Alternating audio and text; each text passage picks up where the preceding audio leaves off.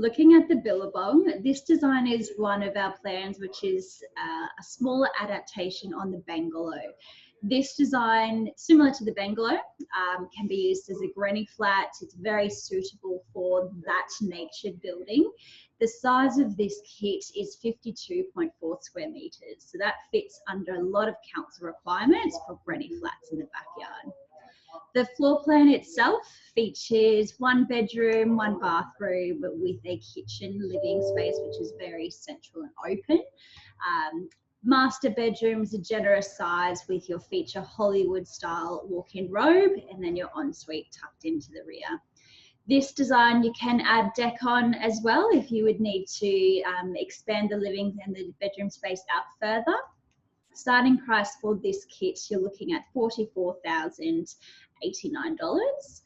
The plan with the roof line, which sets this one apart, similar to the bungalow, is a really beautiful feature high ceiling space. So with this, you have a really nice higher ceiling to your kitchen and living, which really helps to make the home look larger, even though it is a quite compact little design.